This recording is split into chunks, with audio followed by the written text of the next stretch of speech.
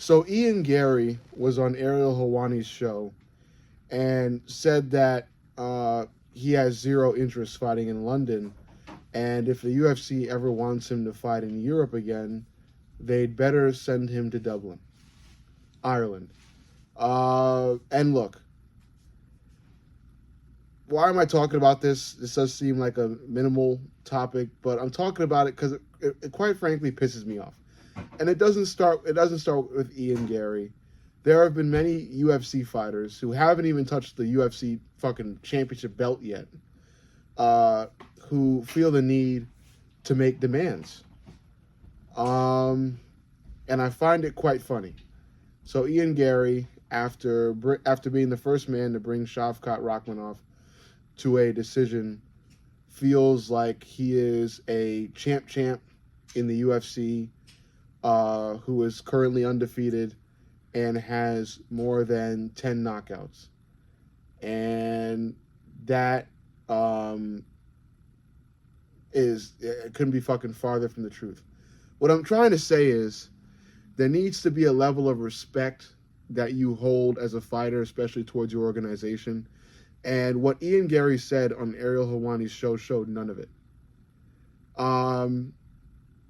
And you may say, oh, chill, calm down. It wasn't even that much, But you really have to have some damn respect, okay? You brought Shavkat to a decision. Big deal. You lost the decision. You're not the most entertaining fighter.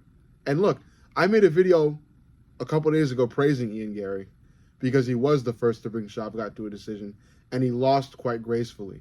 That being said, Ian Garry is not a fucking entertaining fighter, okay? He's got some knockouts, but he's not knocking out everybody.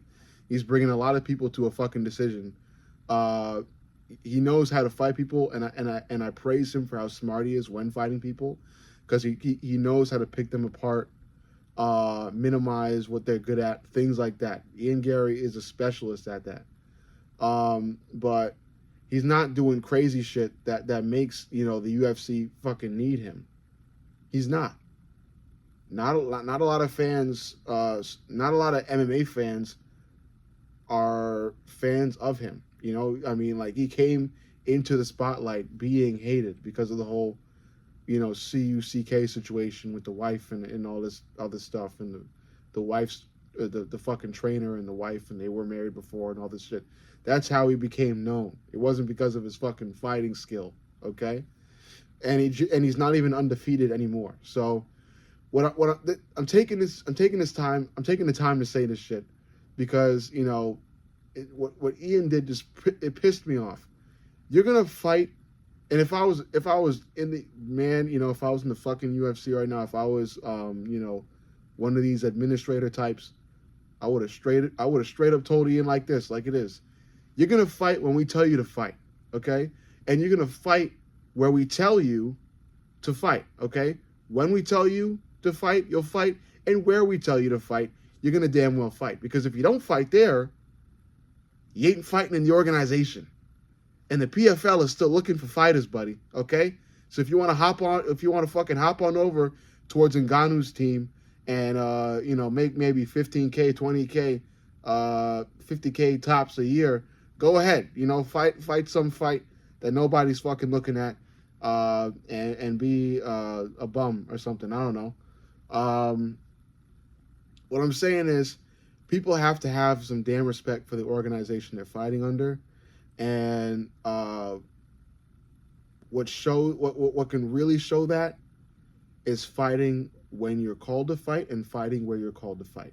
No matter what the fuck you think about the location and how you might be embarrassed or whatever the fuck, it's the best to be a company man. That's what Marab said recently, and Marab's not known as the smartest fucking cookie in the fucking cookie pot, but he that was something smart that Marab said. Okay, it's best to be a company guy. You play ball, the UFC will reward you. The UFC fucking loves Sean O'Malley, and look what they've given him. So if the UFC likes you, you're gonna be given some good stuff.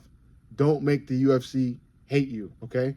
I don't know what Bilal did for the UFC to hate him, but you see what will happen if the UFC doesn't particularly like you. If Bilal lost to Leon Edwards in that fucking fight at what 304, UFC 304, Bilal would have been off fucking camera to this day after that fight. Okay, no mention of another fight, no mention of a rematch, nothing. The fight could have been a split decision. As long as Leon Edwards won that fight, Bilal would have been fucking history, because the UFC apparently hated the guy. But what I'm saying is, and I'm circling back to what I've been saying, it's best to be a company man. Okay, you have to move when they tell you to move. There is some wiggle room. Okay, I'm not saying you have to be a fucking slave, but to come out and say what Ian Garry said, you know, after doing what Ian Garry did, which isn't much. He's not a champ. He's not champ. He's not even undefeated anymore, okay?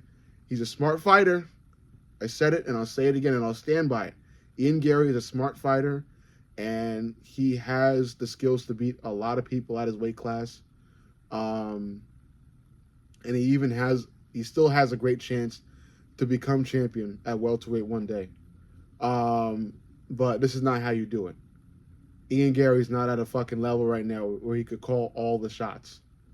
You know, if we want you to fight in Europe, you're gonna fight wherever the fuck we point at Europe. If we want you to fight in fucking Liverpool, you're gonna march your ass over to Liverpool, and you're gonna throw some punches at whoever we tell you to throw punches at. Okay? If we want to fight in fucking Scotland, you're gonna go to Scotland. Okay? You're gonna go to Scotland, and you're gonna fight, fucking Neil Magny again, or Protez, or something like that, or JDM. You know, you're gonna do that wherever we tell you to do that. Is what I would say if I was in the UFC, if I was one of them fucking UFC, coordinators and office men and corporate and some shit like that. You know, so that's what I'm trying to say with this video, is that it pisses me off sometimes when fighters that have never even gotten close to being rewarded the privilege of making a decision like that come to social media and talk as if they have that fucking privilege, which they do not, and have yet to even come near to earning it. Okay, so that's what I'm trying to say with this video. That's why, I got pissed off, I got a little bit passionate, and I got to share that with you guys on this topic. But let me know what you think. Make sure you like, comment, and subscribe. But most importantly, subscribe. I love you guys, and I'll see you on the next.